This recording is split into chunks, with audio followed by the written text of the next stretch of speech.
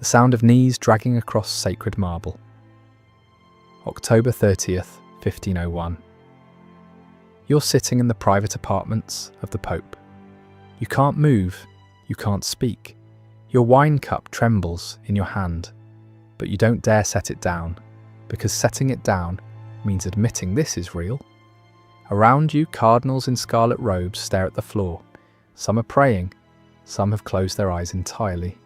And between their legs, crawling like animals across the sacred ground of the Vatican, 50 naked women collect chestnuts while the Vicar of Christ watches from his throne. He's laughing, but here's what freezes your blood. This is just the entertainment. The bride doesn't know yet what her father has planned for her before sunrise. Something so calculated, so surgically cruel that it won't kill her body. It will destroy everything else. Stay with me, because what you're about to discover has been buried for 500 years. And by the end, you'll understand why.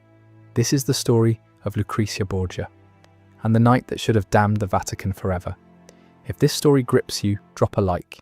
It takes a second and helps us pull more voices out of the darkness. 3 weeks earlier, December 1501, a man rides through the gates of Rome like a condemned prisoner walking to the scaffold.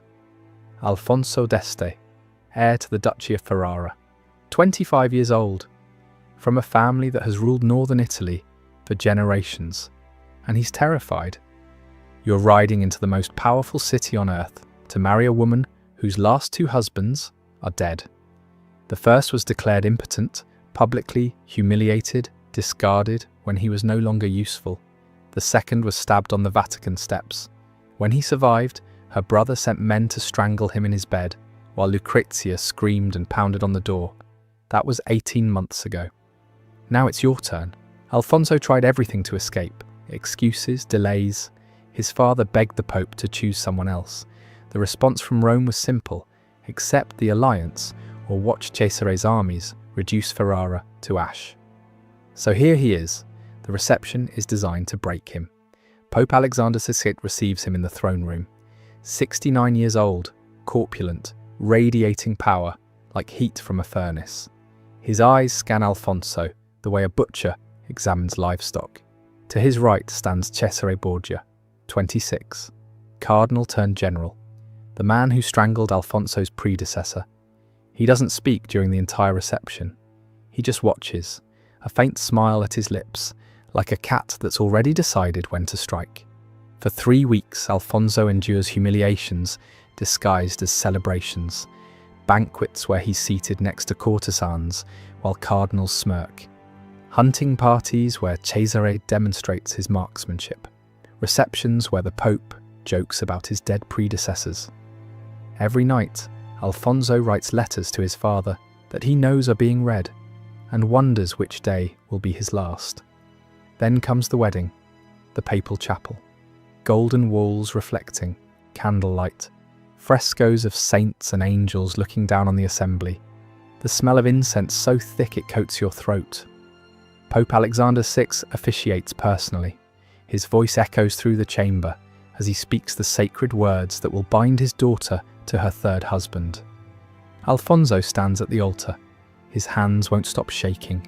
He can feel Cesare's eyes on the back of his neck throughout the entire ceremony. Cold, patient, the gaze of a predator watching prey that doesn't realize it's already caught.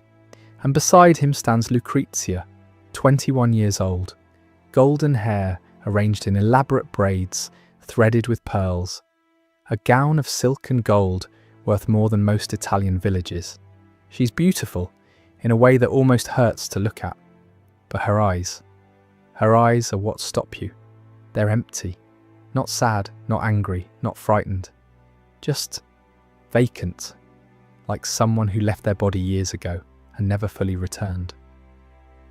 The night before, while her handmaidens prepared her trousseau, Lucrezia had stood at her window, looking out at Rome, the city where she was born, the city where she watched her second husband bleed on the steps, the city that had taken everything from her and kept demanding more. One of her ladies, a young girl from Naples, had asked if she was excited for the wedding. Lucrezia had smiled. The kind of smile that doesn't reach the eyes, the kind of smile you learn when showing real emotion, is dangerous. Excited, she repeated, like she was testing a word from a foreign language. Yes, of course. She didn't sleep that night. She sat in the chapel of Santa Maria in Portico until dawn, kneeling on cold stone, praying to a God who had never answered. Not when they annulled her first marriage and called her used goods. Not when they murdered Alfonso in the room next to hers. Not once in 21 years. But she prayed anyway, because prayer was the only thing left that belonged to her. Now she stands at the altar, speaking vows she doesn't believe, to a man she doesn't know, in a ceremony controlled by a father who has never seen her as anything but currency. This is a woman who has learned that showing emotion in her family is dangerous, that tears can be weaponized, that love can be twisted into a knife and buried in your chest. She speaks her vows in a voice so flat it barely registers as human. Alfonso responds in kind. Two people performing a ritual neither believes in, surrounded by men who have already decided their fate.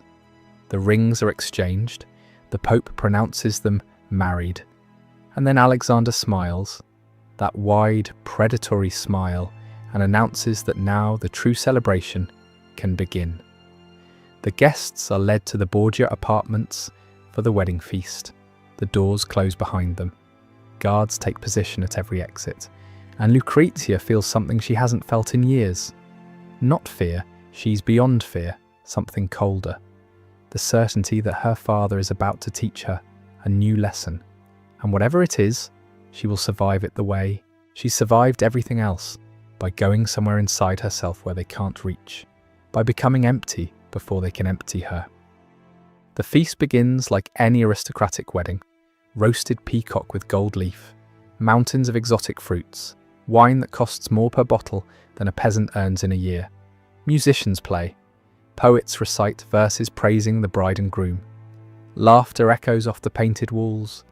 Hours pass. The wine flows. Conversation grows louder, looser. Some guests begin to relax. Alfonso almost lets himself believe this is just a wedding. Then he notices the guards have multiplied. Then he notices Cesare hasn't touched his wine all night. Then he notices the Pope is staring at him. Not warmly, expectantly, like a man waiting for a performance to begin. Midnight approaches. Cesare stands. The room falls silent instantly, as if someone has cut the strings of every voice at once. He walks to the side doors and gives a quiet order.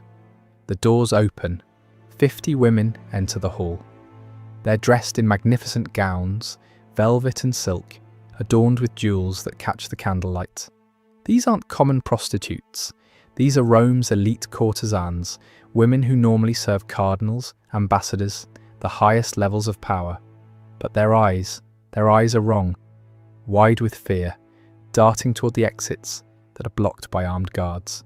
Pope Alexander rises from his throne, wine cup raised, smile widening. Now, he announces, the true entertainment begins. At his command, the women begin to undress. One by one, gowns fall to the marble floor. Silk puddles around bare feet. 50 women stand completely naked before the assembled princes of the church. Some cardinals look away. Others clutch rosaries, lips moving in prayers that feel obscene in this context. A few younger clergy lean forward, drunk enough to forget themselves. Alfonso stares at his plate. His knuckles are white around his knife, but Alexander isn't finished. Servants enter carrying baskets of chestnuts. They scatter them across the floor, hundreds rolling between the feet of horrified guests, disappearing under tables, spreading across the sacred marble. Then the Pope announces the rules. The women must crawl on all fours and collect the chestnuts. Whoever gathers the most wins prizes from the papal treasury. Silk robes, golden necklaces, jewels. Picture this: 50 naked women on their hands and knees, crawling between the legs of cardinals and bishops, beneath frescoes of the Virgin Mary, across floors where popes have walked for centuries. The sound, knees scraping stone, the clink of chestnuts, gathered in trembling hands, stifled sobs, and above it all, laughter. The Pope laughing, Cesare laughing, the sound bouncing off golden walls like something from hell's own banquet. Some guests join in, throwing chestnuts farther, making the women crawl longer distances. Others sit frozen, minds unable to process what they're witnessing. An elderly cardinal stands and tries to leave. Guards block his path. He sits back down and doesn't lift his head again for the rest of the night. And Lucrezia sits motionless beside Alfonso. Her face betrays nothing. She's learned to go somewhere else inside herself when her family performs. It's the only way to survive. The banquet continues for hours. When it finally ends, the courtesans huddle in corners, clutching their humiliating prizes, unable to look at anyone. Alfonso thinks it's over. He's wrong, because now the Pope rises again, and the words he speaks next will echo through history for 500 years. The sacred duty of marriage, Alexander announces, must now be fulfilled. In any normal wedding, consummation happens privately. Perhaps witnesses verify the sheets the next morning. Uncomfortable, but standard for noble families. What Alexander orders is something else entirely. Alfonso and Lucrezia will consummate their marriage tonight, not once, 3 times, and every person in this room will serve as witness. The hall goes silent. Not quiet, silent. The complete absence of sound that happens when an entire room stops breathing at once. Even Cesare shows a flicker of surprise. Even he didn't expect his father to go this far. Alfonso stands. His face has gone the colour of old bone. He's a prince. He's spent his entire life training in dignity, honour, the codes of nobility. And he's just been ordered to perform the most intimate act of his life as public theatre. He looks at the guards, at Cesare, whose hand rests casually on his sword, at the Pope, whose smile hasn't wavered. There is no escape. They're led to an adjoining chamber, a room normally used for receiving ambassadors, now furnished with a bed draped in silk. The doors remain open. Guests are positioned in the outer hall, with direct sightlines. What happens over the next several hours strips away every layer of human dignity until nothing remains but flesh and shame.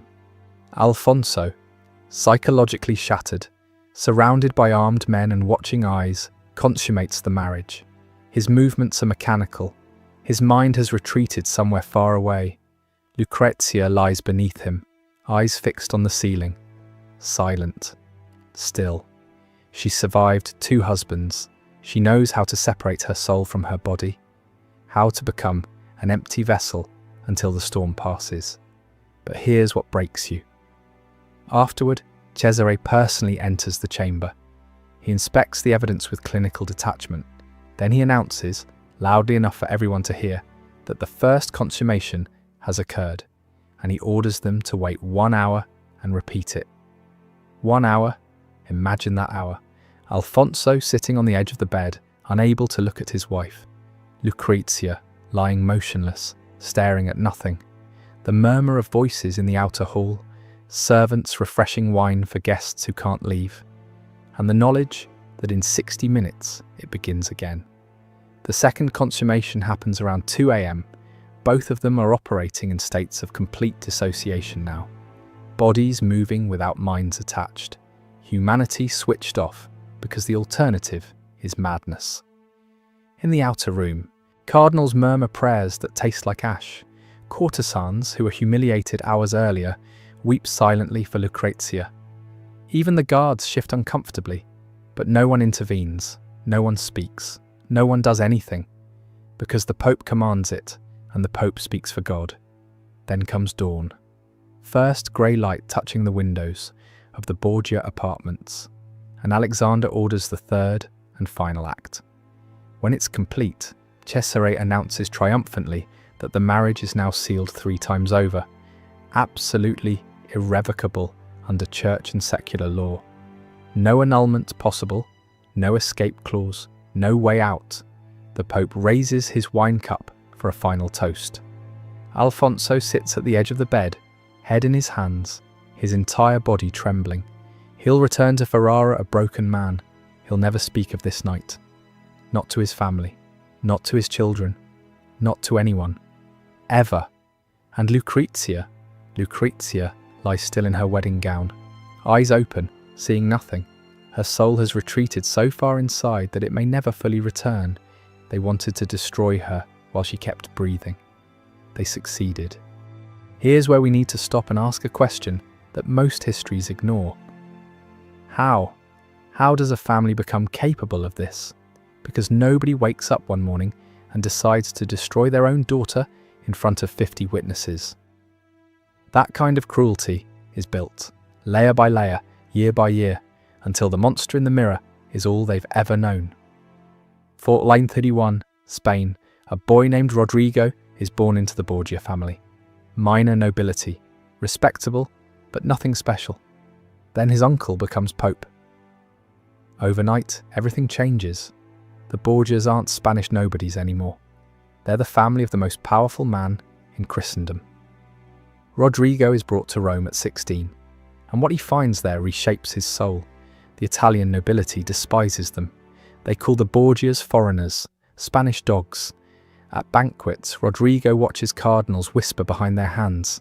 He sees the smirks, the contempt, the certainty that his family doesn't belong.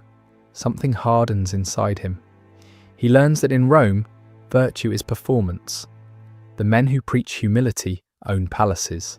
The cardinals who condemn lust keep mistresses. The system runs on one fuel, power. Everything else is decoration. So Rodrigo stops trying to belong. He starts trying to dominate. He bribes his way to cardinal at 25. Fathers children openly. Builds a network of spies and assassins across Italy. In 1492, he bribes his way to the papacy itself. By then, he had internalized Rome's lesson completely. People are tools. Love is leverage. Family isn't sanctuary, it's arsenal.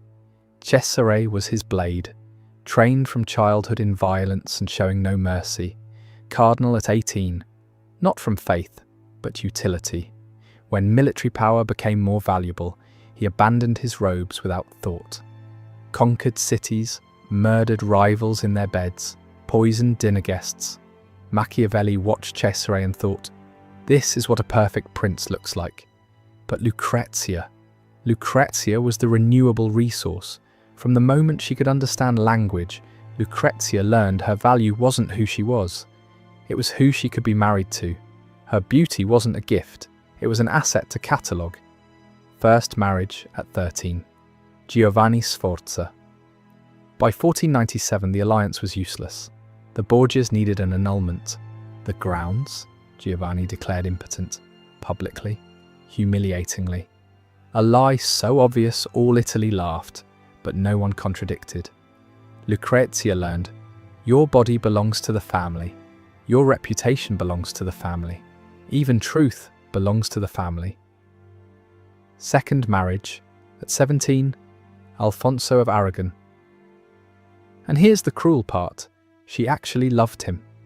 Witnesses described how her face lit up when he entered, how they walked in the Vatican gardens, laughing like children who'd found something real. Then Cesare decided Alfonso was no longer useful. The first assassination attempt failed. Alfonso survived the stabbing. Lucrezia nursed him herself, cooking his meals because she trusted no one else. For 1 month, she fought for him, believed she could save him. Then Cesare's men came, threw her out of the room, strangled her husband while she screamed and pounded on the door. She was 19. That's when Lucrezia stopped being a person and became a ghost wearing a person's face. By her third wedding, she had learned the family's final lesson. Hope is the cruelest weapon. It makes you believe things can be different. And when they take it, the wound is deeper than if you'd never hoped at all. The ceremony in the Borgia apartments wasn't her breaking point.